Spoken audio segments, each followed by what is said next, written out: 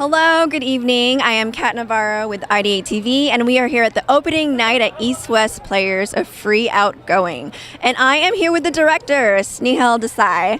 Hopefully I didn't butcher your name, but he's also the artistic director here at East West Players. So you're a busy guy. Tell me what it was like to direct this play and also run the show here. How did you do all of that? Lots of time management. No, it was a really great experience. This is a play that we've been working on for over a year. And I think it was great to have this company come back and to do it on this larger scale here at East West Players, to revisit it with the playwright.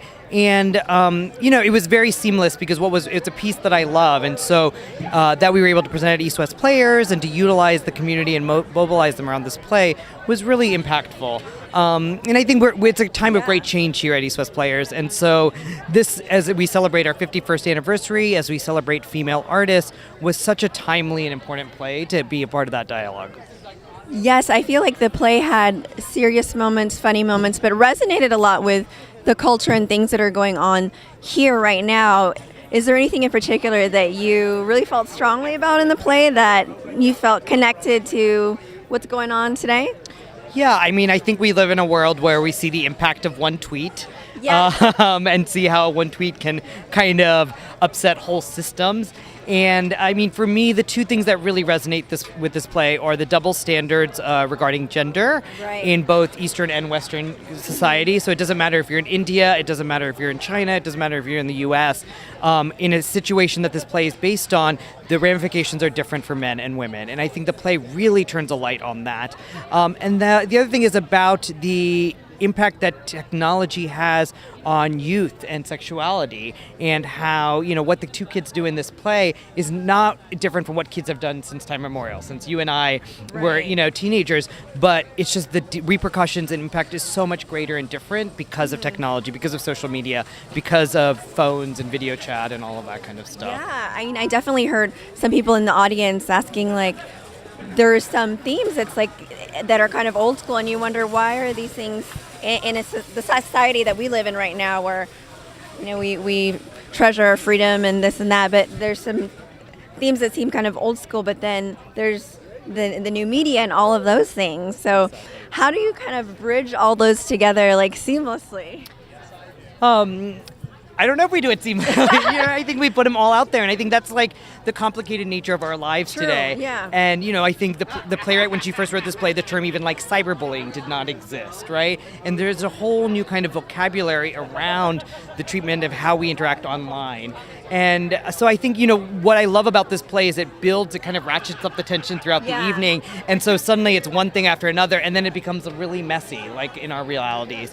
And so I think all of that is both, really accurate in how it's portrayed in the play, and then really, I love the audience reactions, the vocal reactions, because, in this play, it's really hard to judge any of the characters, right? No one's cleanly good or bad. And that's what makes them likable. And everyone's kind of culpable in different ways, and I think that's really interesting, right? I think the mom who's suffering through all of this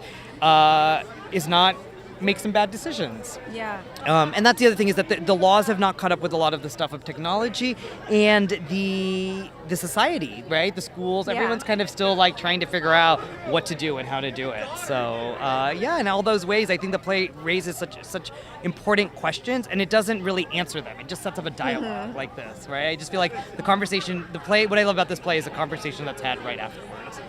And how long now have you guys been in rehearsal? We've been in rehearsal for this production for 4 weeks, but we initially did it last year at this time in Portland and in Torrance. So same cast? The same cast except for one actor. And the same design team except for one designer. So it's been really interesting to move it from a 99-seat black box space that was flexible to our stage, and to take this company on the ride. And then this time around, to have the playwright come in she's in London right now, but she lives in India, and for her to update it based on the technology references and also as we talked about it. Do you feel like you learned a little bit more about your own culture, yourself, while in the process of directing this? I did. What was interesting is I went to India in December, and I hadn't been there for almost 15 years. And so to go back, even just to see how India is so different from 2005, 2006, when the incident that the play is inspired by happened, and today, right? Because it's based on a true story? It's inspired by a true story. Did you get to meet the people that were involved in I the? did not. You know what happened is there was a lot of publicity when the incident initially happened, and then we don't really know what happened to the two kids afterwards. It's rumored that both families moved out of India, but no one really knows for sure. I see. Well, this is such a very powerful piece to be done here at East West Players, and we're so glad that you're on board here. What do you see coming next? Well, next we have our musical Next to Normal, which we're doing in the spring. We're about to announce next season, which is going to be our biggest season ever, and be full of a lot of surprises. And then this Saturday, we open up a new play in conjunction with Japanese American National Museum called Residence Elsewhere, and it's a world premiere inspired by true stories of internment. That's so exciting. So everybody come watch this play and come check out everything else around here that he's talking about. Thank you so much. Thank you so much.